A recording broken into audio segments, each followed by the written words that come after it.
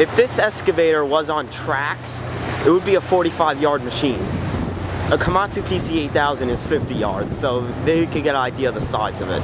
It's truly massive.